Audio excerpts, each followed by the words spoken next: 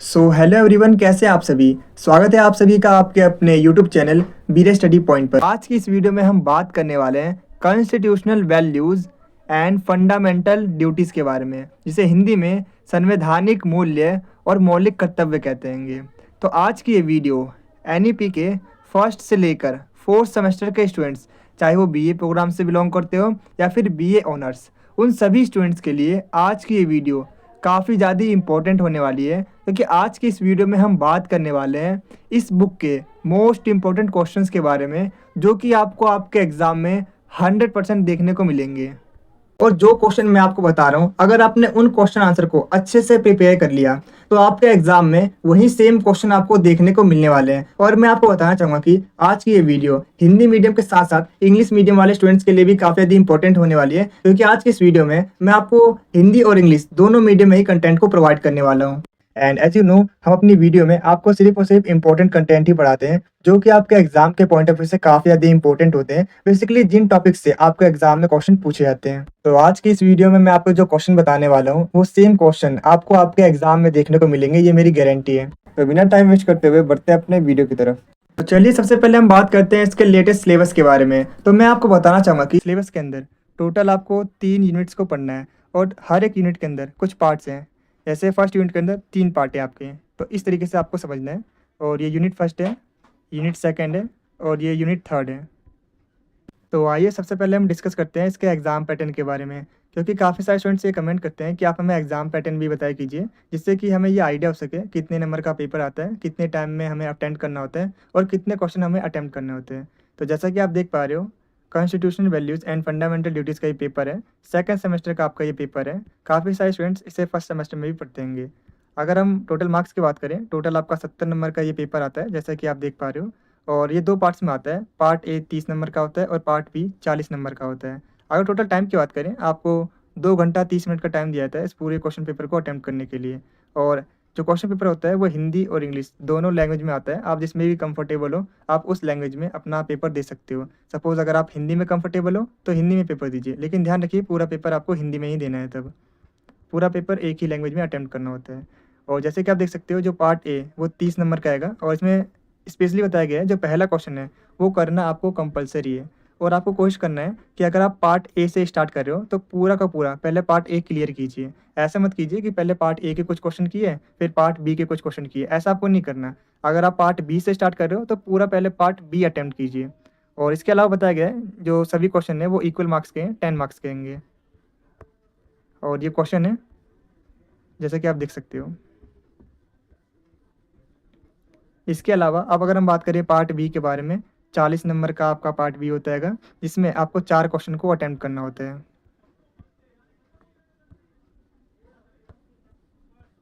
कुछ इस तरीके का आपके एग्जाम में क्वेश्चन पूछे जाते हैं। इस बुक से जो फर्स्ट टाइप का आपके एग्जाम में क्वेश्चन पूछे जाते हैं वो न्याय के ऊपर पूछे जाते हैं। जैसे कि आप स्क्रीन पे देख पा रहे हो, कुछ इस तरीके से आपके एग्जाम में क्वेश्चन पूछे जाते हैं न्याय के ऊपर, यानी जस्टिस के ऊपर। अगर आप इन सभी क्वेश्चन को पढ़ते हो तो आप एक कंक्लूजन में पहुँचोगे कि इन सभी क्वेश्चन में बेसिकली आपसे यही पूछा जा रहा है कि न्याय से आप क्या समझते हैं, न्याय को परिभाषित कीजिए। इसके अलावा सामाजिक, आर्थिक और राजनीतिक न्याय पर अपने ओपिनियन दीजिए, अपने विचार बताइए।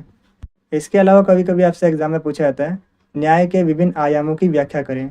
तो कुछ इस तरीके से आपके एग्जाम में क्वेश्चन पूछे जाते हैं न्याय के ऊपर, यानी जस्टिस के ऊपर। तो अपने आंसर में सबसे पहले हम एक इंट्रोडक्शन लाइन देंगे, जिसमें हम बताएंगे कि इंडियन कॉन्स्टिट्यूशन में social, economic and political justice को सुनिश्चित यानी एंश्योर करने के लिए कई प्रावधान यानी प्रोविजन किए गए हैं। इन सभी प्रावधानों का मेन ऑब्जेक्टिव सभी को इक्वल राइट्स और इक्वल अपॉर्चुनिटीज़ प्रोवाइड करना है, और सोसाइटी में social, economic and political inequalities यानी असमानता को दूर करना है। तो आइए अब हम बात करते हैं न्याय के अर्थ के बारे में, यानी मीनिंग ऑफ द जस्टिस के बारे में। तो मैं आपको बताना चाहूँगा कि बिना भेदभाव किए सभी के साथ एक जैसा व्यवहार करना ही न्याय कहलाता है, जस्टिस कहलाता है। अगर सिंपल वर्ड्स में बताऊँ तो न्याय का मतलब होता है सभी लोगों को equal rights and equal opportunities मिलें। तो आइए अब हम बात करते हैं कि न्याय के बारे में, यानी जस्टिस के बारे में हमारे इंडियन कॉन्स्टिट्यूशन में क्या लिखा हुआ है। तो मैं आपको बताना चाहूँगा कि हमारा इंडियन कॉन्स्टिट्यूशन न सिर्फ नागरिकों को फंडामेंटल राइट्स यानी मौलिक अधिकार देता है, बल्कि ये नागरिकों को सोशल, इकोनॉमिक और पॉलिटिकल जस्टिस भी देता है, जिसका उल्लेखन हमारे भारतीय संविधान की प्रस्तावना में है। तो आइए हम बात करते हैं न्याय के आयाम के बारे में, यानी डायमेंशंस ऑफ जस्टिस के बारे में, जिसमें हमें पढ़ना है सामाजिक न्याय यानी सोशल जस्टिस के बारे में, आर्थिक न्याय यानी इकोनॉमिक जस्टिस के बारे में, इसके अलावा राजनीतिक न्याय यानी पॉलिटिकल जस्टिस के बारे में। लेकिन इनमें सबसे पहले हम पढ़ेंगे आर्थिक न्याय यानी इकोनॉमिक जस्टिस के बारे में। तो मैं आपको बताना चाहूँगा कि आर्थिक न्याय का मतलब होता है कि देश के सभी नागरिकों को सम्मानपूर्ण जीवन जीने का अवसर प्रदान करना। अगर सिंपल वर्ड्स में बताऊँ तो आर्थिक न्याय का मतलब होता है कि गरीबी और बेरोजगारी को कम करना और सभी के लिए समान आर्थिक अवसर उपलब्ध कराना। अगर मैं एग्जाम्पल की बात करूं, जैसे आर्थिक रूप से कमज़ोर वर्गों यानी ईडब्ल्यूएस के लिए आरक्षण यानी रिजर्वेशन प्रदान करना। इसके अलावा सरकार ने आर्थिक रूप से कमज़ोर वर्गों के लोगों यानी ईडब्ल्यूएस के लिए भी एजुकेशन एंड गवर्नमेंट जॉब्स में 10% का आरक्षण यानी रिजर्वेशन का प्रावधान किया है। इसका मेन ऑब्जेक्टिव आर्थिक रूप से कमज़ोर वर्गों लोगों के लिए सोशली और इकोनॉमिकली स्ट्रॉन्ग बनाना है। इसके अलावा मैं आपको बताना चाहूँगा कि इंडियन कॉन्स्टिट्यूशन के कई आर्टिकल्स आर्थिक न्याय को बढ़ावा देते हैं। जैसे आर्टिकल 38 अनुच्छेद 38 राज्यों को social, economic and political justice के लिए कदम उठाने का दिशा निर्देश देता है। आर्टिकल 39A अनुच्छेद 39A समान कार्य के लिए समान वेतन सुनिश्चित करता है, मतलब equal pay for equal work. Next है आर्टिकल 41 स्वास्थ्य और उचित परिस्थितियों में काम करने का अधिकार। तो आइए हम बात करते हैं सामाजिक न्याय यानी सोशल जस्टिस के बारे में। तो मैं आपको बता दूं कि सामाजिक न्याय का मतलब होता है सोसाइटी के सभी नागरिकों के लिए इक्वल अपॉर्चुनिटीज़, राइट्स और रिसोर्सेज देना। इसका मतलब ये है कि किसी भी व्यक्ति के लिए उसके जाति, धर्म, लिंग या सामाजिक आर्थिक स्थिति के आधार पर भेदभाव नहीं किया जाएगा। सामाजिक न्याय समाज में व्याप्त उन सभी असमानताओं को दूर करने का प्रयास करता है जो जाति, लिंग, धर्म, आर्थिक स्थिति के आधार पर उत्पन्न होती है। इसके अलावा मैं आपको बताना चाहूँगा कि इंडियन कॉन्स्टिट्यूशन के कई आर्टिकल्स सामाजिक न्याय को बढ़ावा देते हैं। जैसे आर्टिकल 14 कानून के समक्ष समानता यानी इक्वलिटी बिफोर लॉ। इसके अलावा आर्टिकल 15 किसी भी व्यक्ति के साथ उसके धर्म, जाति, जन्म, स्थान के आधार पर भेदभाव नहीं किया जाएगा। इसके अलावा आर्टिकल 16 रोजगार के मामले में समान अवसर की समानता। आर्टिकल 17 अपृष्टता का अंत। आर्टिकल 21 जीवन जीने का अधिकार यानी राइट टू लिव। इसके अलावा आर्टिकल 21A शिक्षा का अधिकार यानी राइट टू एजुकेशन। आर्टिकल 24 14 साल से कम उम्र के बालक श्रम का निषेध यानी प्रोहिबिटेशन of child labour below 14 years. और लास्ट हैगा आर्टिकल 46 पिछड़े वर्गों के लिए विशेष प्रावधान यानी special provisions for backward classes. इसके अलावा मैं आपको बताना चाहूँगा कि सामाजिक न्याय के कुछ उदाहरण अगर एग्जाम्पल से समझे तो हमें ज़्यादा समझ में आएगा। जैसे सबसे पहले हम बात करने वाले हैं शिक्षा के अधिकार यानी राइट टू एजुकेशन के बारे में। तो भारत में शिक्षा का अधिकार यानी right to education Indian government के द्वारा उठाया गया एक इम्पोर्टेंट स्टेप है जो सामाजिक न्याय यानी सोशल जस्टिस को बढ़ावा देता है। राइट टू एजुकेशन के अंतर्गत 6 से 14 वर्ष तक के सभी बच्चों को फ्री एंड कंपलसरी एजुकेशन प्रदान की जाती है। इसका ऑब्जेक्टिव सभी बच्चों तक शिक्षा की पहुंच बढ़ाना है और सभी बच्चों को शिक्षा के अवसर उपलब्ध कराना है, फिर चाहे वो किसी भी जाति, धर्म या आर्थिक स्थिति उसकी कुछ भी हो। इसके अलावा आरक्षण प्रणाली यानी रिजर्वेशन सिस्टम। भारत में SC, ST और OBC के लिए एजुकेशन एंड गवर्नमेंट जॉब्स में आरक्षण यानी रिजर्वेशन की व्यवस्था की गई है। इसका मेन ऑब्जेक्टिव समाज और आर्थिक रूप से कमज़ोर और पीड़ित वर्गों के लोगों को समाज में मुख्य धारा में जोड़ना है और उन्हें इक्वल अपॉर्चुनिटीज़ देना है। नेक्स्ट है महिलाओं के लिए आरक्षण यानी रिजर्वेशन फॉर वुमेन। महिलाओं को राजनीतिक प्रक्रियाओं में समान अवसर प्रदान करने और उनकी राजनीतिक भागीदारी को बढ़ाने के लिए महिलाओं को आरक्षण यानी रिजर्वेशन प्रदान किया गया है। अगर मैं एग्जाम्पल की बात करूं, जैसे पंचायतों और नगर पालिका में महिलाओं के लिए 1/3 सीटें यानी 33% सीटें महिलाओं के लिए रिजर्व होती हैं। नेक्स्ट अब हम बात करते हैं आर्थिक रूप से कमज़ोर वर्गों यानी EWS के लिए आरक्षण यानी रिजर्वेशन फॉर EWS। तो मैं आपको बताना चाहूँगा कि गवर्नमेंट ने आर्थिक रूप से कमज़ोर वर्गों के लोगों के लिए एजुकेशन एंड गवर्नमेंट जॉब्स में 10% का रिजर्वेशन किया है। इसका मेन ऑब्जेक्टिव आर्थिक रूप से कमज़ोर वर्गों के लिए सोशली एंड इकोनॉमिकली स्ट्रॉन्ग बनाना है उन्हें। नेक्स्ट हम बात करते हैं राजनीतिक न्याय यानी पॉलिटिकल जस्टिस के बारे में। तो मैं आपको बताना चाहूँगा कि राजनीतिक न्याय का मतलब होता है कि सभी नागरिकों को राजनीतिक प्रक्रियाओं में समान रूप से भाग लेने का अधिकार होना चाहिए। इसका मतलब है कि सभी नागरिकों को इलेक्शन लड़ने, वोट देने और सरकार में भाग लेने का समान अवसर मिलना चाहिए। भारतीय संविधान के कई आर्टिकल्स राजनीतिक न्याय को बढ़ावा देते हैं, जैसे आर्टिकल 325 चुनाव में भाग लेने का अधिकार। चुनाव में जाति, धर्म, लिंग इन सब के आधार पर भेदभाव नहीं किया जा सकता। मतलब right to vote without discrimination based on caste, religion and gender. Next है आर्टिकल 326 सार्वभौमिक वयस्क मताधिकार। बिना किसी भेदभाव 18 वर्ष या उससे अधिक उम्र के सभी वयस्क नागरिकों को वोट डालने का अधिकार होता है। तो आइए हम आगे बढ़ते हैं अपने अगले प्रश्न की तरफ। आप देख रहे हैं मेरा चैनल बीरे स्टडी पॉइंट, और अगर अभी तक आपने मेरे चैनल को सब्सक्राइब नहीं किया है तो सब्सक्राइब करके बेल आइकन को जरूर प्रेस करना, ताकि मेरे चैनल पे आने वाली सभी वीडियो का नोटिफिकेशन सबसे पहले आप तक पहुंचे। तो चलिए अब वीडियो में आगे बढ़ते हैं। अगर आपको इस वीडियो के प्रॉपर आंसर वाले नोट चाहिए तो नोट्स का लिंक मैंने डिस्क्रिप्शन में डाल रखा है, आप वहां से नोट्स को डाउनलोड कर सकते हैं। नोट्स आपको हिंदी और इंग्लिश दोनों मीडियम में मिल जाएंगे। अगर आपको ये वीडियो अच्छी लग रही है तो आप इसे लाइक, शेयर और कमेंट जरूर करें, क्योंकि जब आप लाइक करते हो तो हमें मोटिवेशन मिलता है ऐसी और बहुत सी वीडियोस बनाने के लिए। और जब आप वीडियो को शेयर करते हो तो जैसा कि आपको पता ही होगा, नॉलेज बांटने से बढ़ती है। और जब आप हमारी वीडियो पर कमेंट करते हो तो हमें ये पता चलता है कि हम अपनी वीडियो में और क्या इम्प्रूव कर सकते हैं। और मैं आपको बता दूं कि 5 मिनट की वीडियो को बनाने में काफ़ी मेहनत और 1 से 2 घंटे का समय लगता है। तो आप हमारी वीडियो को लाइक, शेयर और कमेंट जरूर करें, ताकि हम आपके लिए ऐसी ही और वीडियोस को ला सकें। और कमेंट में ये जरूर बताना कि आपको नेक्स्ट वीडियो किस टॉपिक पर चाहिए।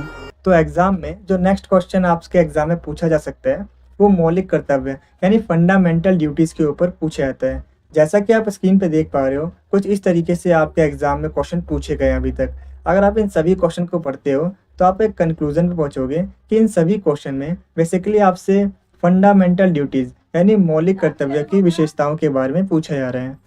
तो अपने आंसर में सबसे पहले हम एक इंट्रोडक्शन लाइन देंगे, जिसमें हम बताएंगे कि भारतीय संविधान में मौलिक कर्तव्यों का प्रावधान, मौलिक कर्तव्यों यानी फंडामेंटल ड्यूटीज़ का प्रावधान इंडियन कॉन्स्टिट्यूशन के पार्ट 4A आर्टिकल 51A में किया गया है। ये कर्तव्य नागरिकों के मोरल ड्यूटीज़ होते हैं, मोरल रिस्पॉन्सिबिलिटीज़ होते हैं। इसका प्रावधान रूस के संविधान से लिया गया है। मूल संविधान में मौलिक कर्तव्य का उल्लेखन नहीं था। 1976 में 42वें संविधान संशोधन के द्वारा 10 मौलिक कर्तव्यों को जोड़ा गया है। 2002 में 86 संविधान संशोधन द्वारा 11वां कर्तव्य जोड़ा गया, और अभी वर्तमान में कुल 11 फंडामेंटल ड्यूटीज़ हैं। तो आइए हम बात करते हैं फंडामेंटल ड्यूटीज़ के फीचर्स के बारे में, इसकी विशेषताओं के बारे में। तो इसकी पहली विशेषता है कानूनी रूप से अपरिवर्तनीय। तो मैं आपको बताना चाहूँगा कि मौलिक कर्तव्य लीगली परिवर्तनीय नहीं है। इसका मतलब ये है कि इन ड्यूटीज़ का पालन नहीं करने पर कोई लीगली पनिशमेंट नहीं है। नेक्स्ट है नैतिक दायित्व। ये सत्य है कि फंडामेंटल ड्यूटीज़ लीगली इन्फोर्सेबल नहीं है, लेकिन ये फंडामेंटल ड्यूटीज़ नागरिकों के नैतिक दायित्व हैं और प्रत्येक नागरिक को इन ड्यूटीज़ का पालन करना चाहिए। इसकी आखिरी विशेषता है राष्ट्रीय हित। फंडामेंटल ड्यूटीज़ राष्ट्रीय हित को बढ़ावा देते हैं। जब नागरिक इन ड्यूटीज़ का पालन करते हैं तो वह एक मजबूत और समृद्ध राष्ट्र बनाने में योगदान करते हैं। तो आइए बात करते हैं 11 फंडामेंटल ड्यूटीज़ को थोड़ा सा और डिटेल में समझते हैं। तो इसमें पहला जो फंडामेंटल ड्यूटी हमारा वो है कॉन्स्टिट्यूशन का पालन करना, यानी संविधान का पालन करना। सेकंड है national flag and national anthem का सम्मान करना। थर्ड है भारत की संप्रभुता, एकता और अखंडता की रक्षा करना और इसे बनाए रखना। फोर्थ है देश की रक्षा करना और राष्ट्र सेवा के लिए तत्पर रहना। नेक्स्ट है वैज्ञानिक दृष्टिकोण अपनाना और वैज्ञानिक सोच को बढ़ावा देना।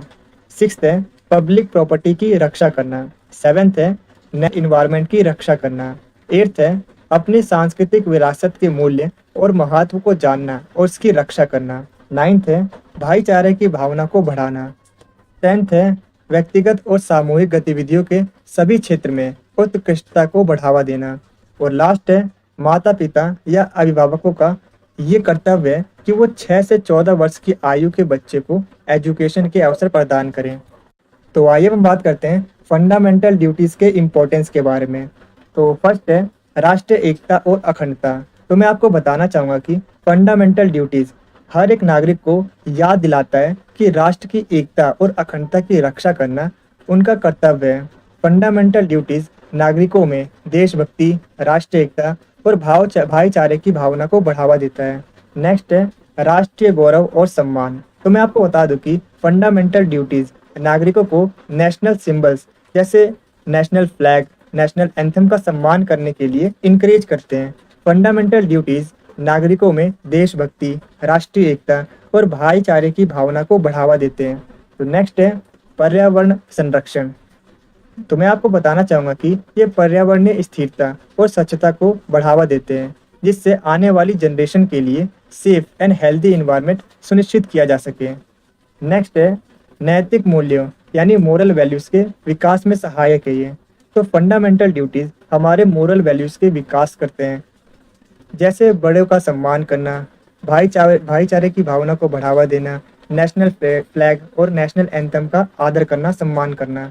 नेक्स्ट है सार्वजनिक संपत्ति यानी पब्लिक प्रॉपर्टी की रक्षा करना। तो मैं आपको बता दूं कि फंडामेंटल ड्यूटीज़ नागरिकों को पब्लिक प्रॉपर्टी की सुरक्षा और हिंसा से दूर रहने के लिए मोटिवेट करते हैं। ये समाज में कानून और व्यवस्था को बनाए रखने में मदद करता है। तो लास्ट है शिक्षा को प्रोत्साहन। तो मैं आपको बता दूं कि फंडामेंटल ड्यूटीज़ में माता पिता को 6 से 14 वर्ष तक के बच्चों को शिक्षा के लिए अवसर प्रदान करने का निर्देश दिया गया है। तो आइए हम आगे बढ़ते हैं अपने अगले प्रश्न की तरफ।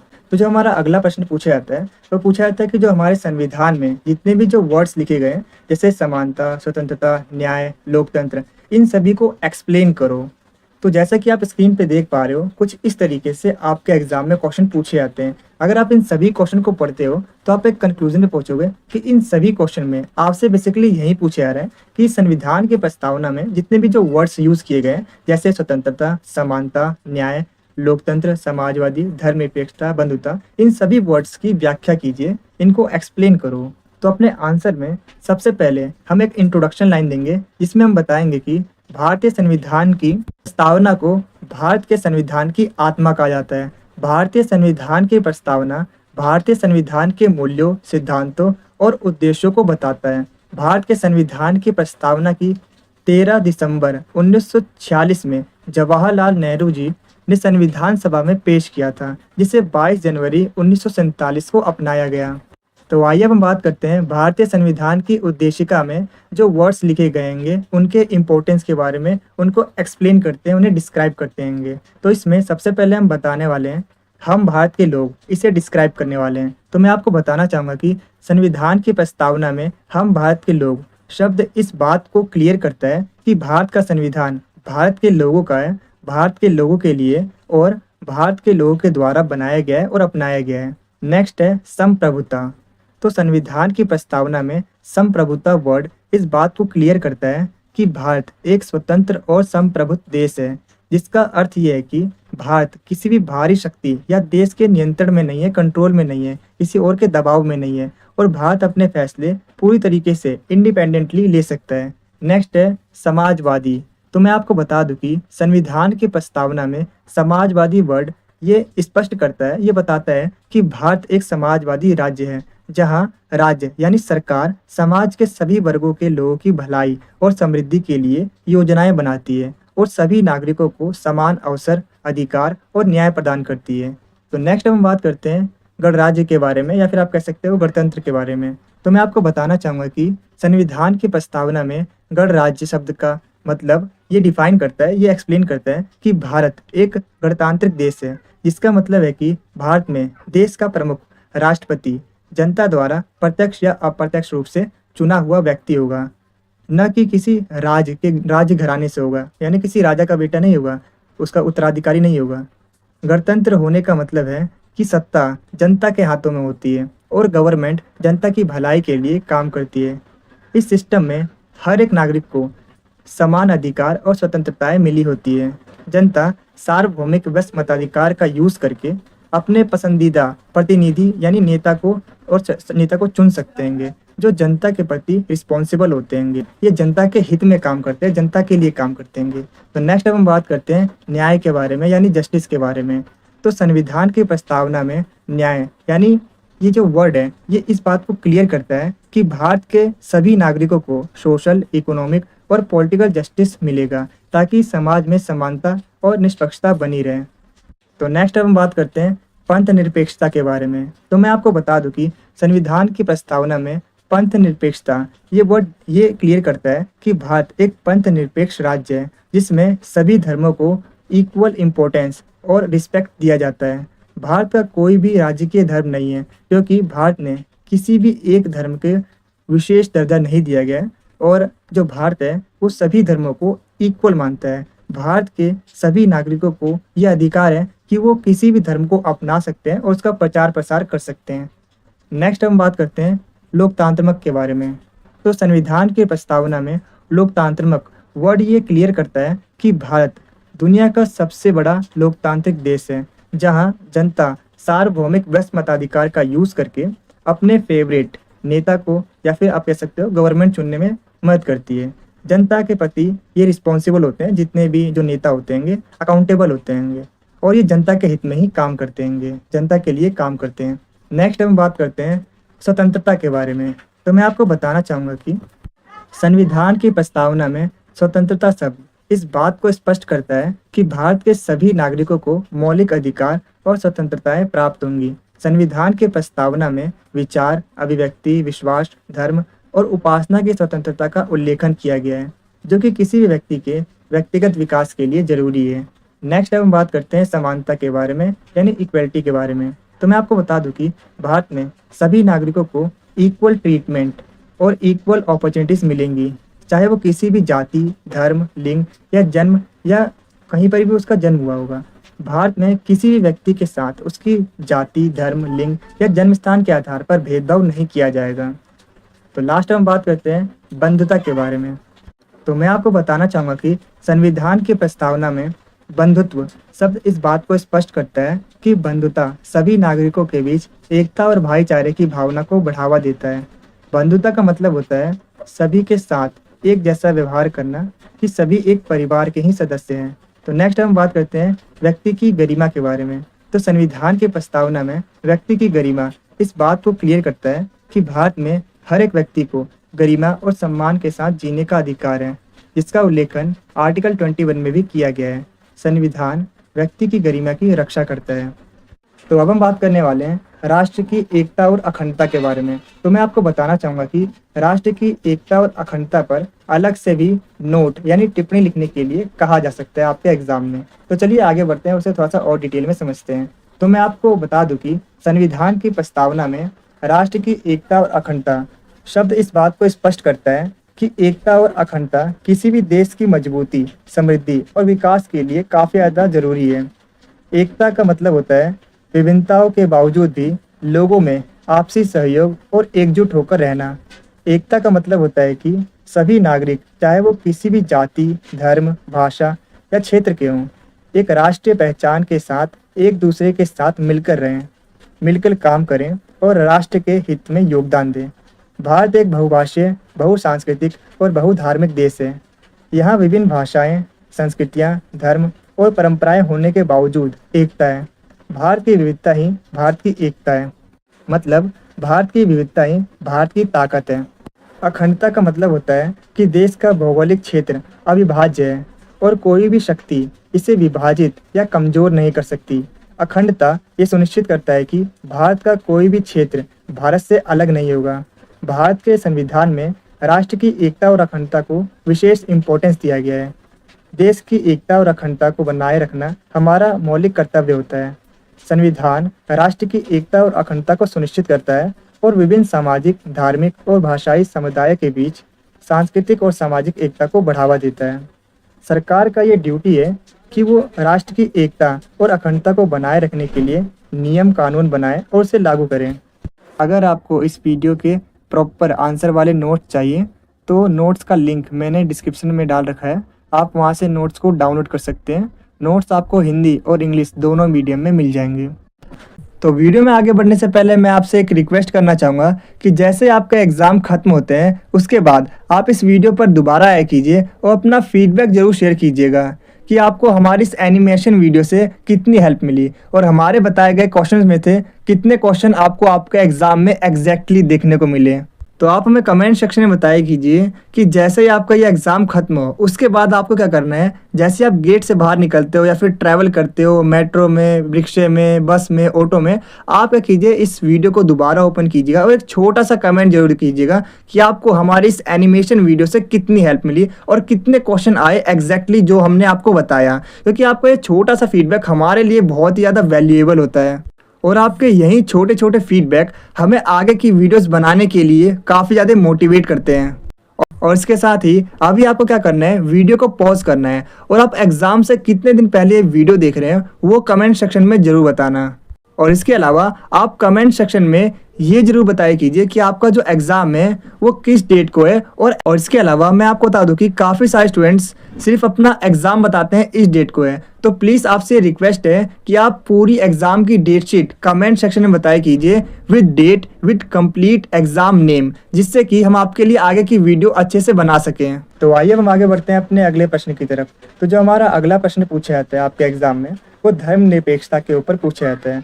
जैसा कि आप अपने स्क्रीन पे देख पा रहे हो कुछ इस तरीके से आपके एग्जाम में क्वेश्चन पूछे जाते हैं धर्मनिरपेक्षता के ऊपर, जिसमें आपको धर्मनिरपेक्षता को डिफाइन करना होता है, एक्सप्लेन करना होता है। तो अपने आंसर में सबसे पहले हम एक इंट्रोडक्शन लाइन देंगे जिसमें हम बताएंगे कि संविधान में सेकुलरिज्म यानी धर्मनिरपेक्षता एक महत्वपूर्ण सिद्धांत है।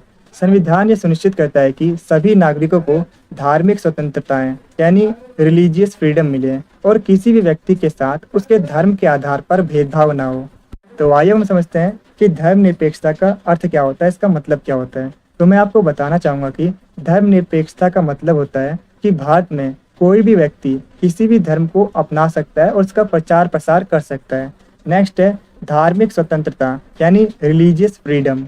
हर व्यक्ति को अपनी पसंद के धर्म को अपनाने और उसे मानने पालन करने की आज़ादी होती है। नेक्स्ट है सभी धर्मों का सम्मान। तो मैं आपको बता दूं कि भारत में सभी धर्मों की रिस्पेक्ट की जाती है और सभी धर्मों का सम्मान इक्वल इम्पोर्टेंस दी जाती है। नेक्स्ट है धर्मनिरपेक्ष राज्य। तो भारत एक धर्मनिरपेक्ष राज्य है जिसमें सभी धर्मों को समान महत्व और सम्मान दिया जाता है।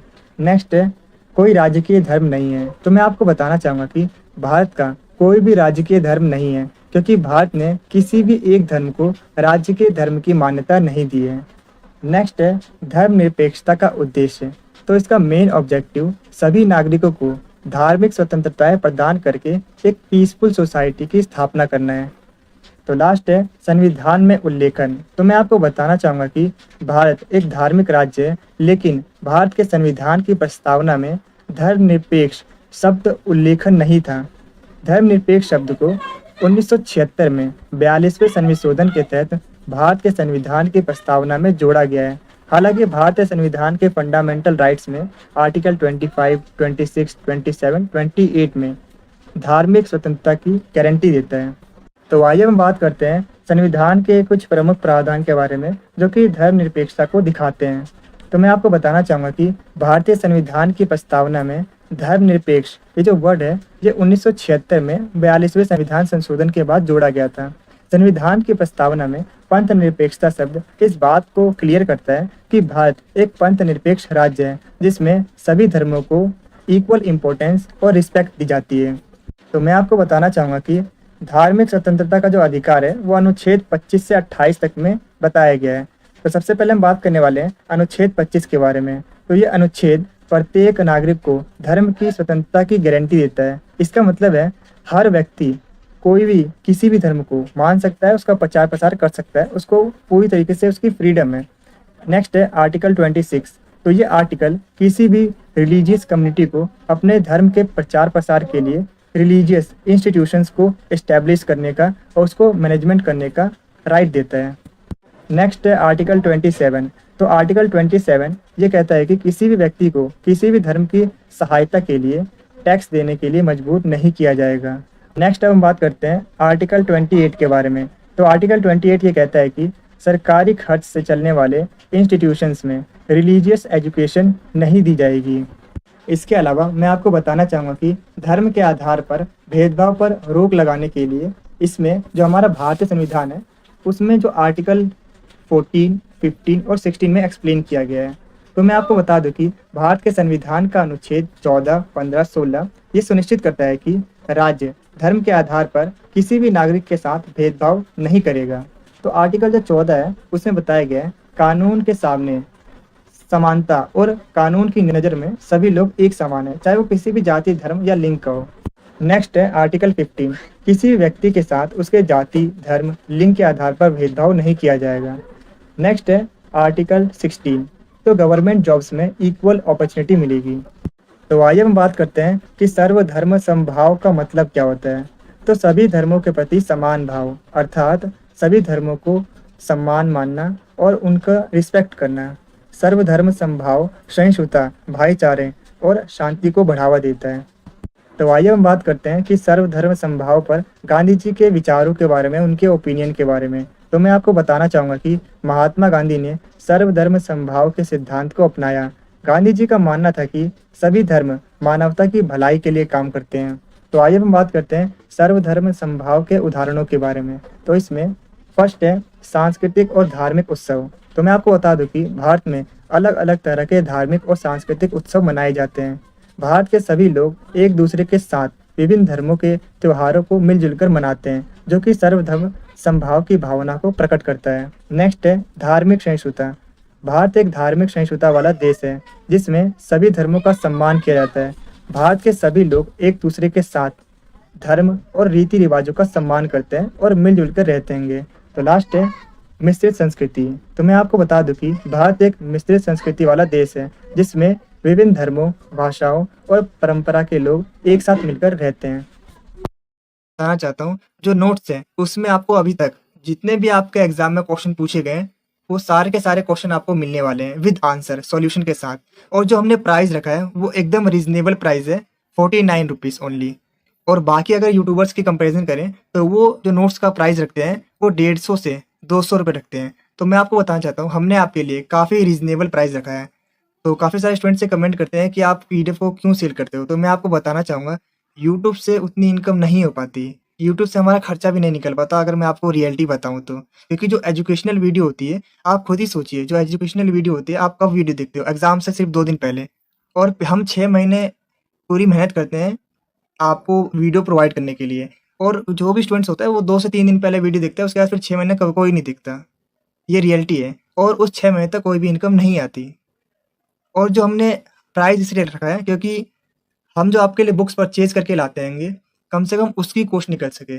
और आप में से ज़्यादा 3 से 4 या फिर ज़्यादा से ज़्यादा 10 से 20 लोग परचेज़ करते हैं। तो हम सोचते हैं उतने से ही हमारी जो कॉस्ट है वो निकल जाए बुक्स की, क्योंकि हमें भी बुक्स को परचेज़ करना होता है आपके लिए नोट्स बनाने के लिए।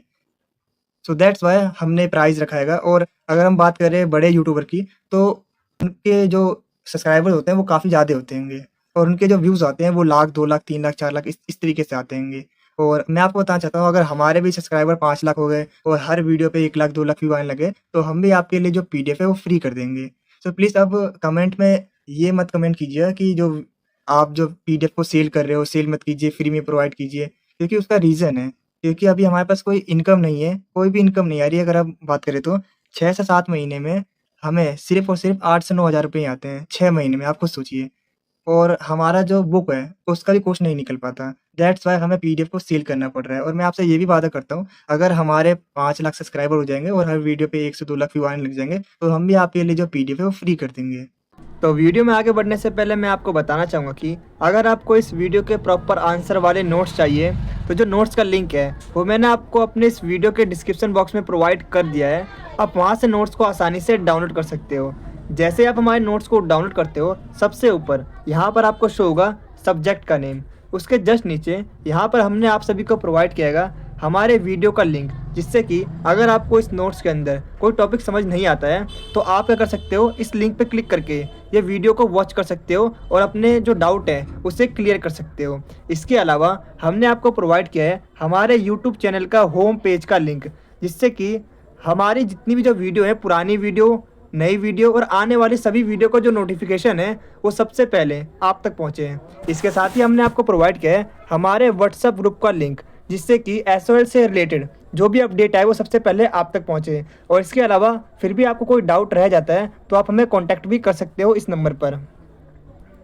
जैसा कि आप देख सकते हो, सबसे पहले हमने आप सभी को प्रोवाइड किया है लेटेस्ट सिलेबस, जो कि आपके एग्ज़ाम में लेटेस्ट पैटर्न के अकॉर्डिंग रहेगा। और इसके बाद हमने आप सभी को प्रोवाइड किया है यहाँ पर एग्ज़ाम पैटर्न, जिससे कि आपको ये पता चल सके कितने नंबर का पेपर आता है। और जैसे कि आप देख सकते हो ये 2 पार्ट्स में डिवाइड है आपका पेपर, पार्ट ए और पार्ट बी। और इसके बाद हमने आप सभी को हर एक यूनिट के मोस्ट इंपॉर्टेंट क्वेश्चंस प्रोवाइड किएंगे, जैसा कि आप स्क्रीन पे देख पा रहे हो। और इसके साथ ही मैं आपको बता दूं कि इसके जो आंसर है वो काफ़ी ज़्यादा एक्यूरेट आंसर है। अगर आप इन आंसर को अपने एग्ज़ाम में लिख के आते हो तो आप डेफिनेटली अपने एग्ज़ाम में अच्छा स्कोर कर पाओगे, ये मेरी गारंटी है।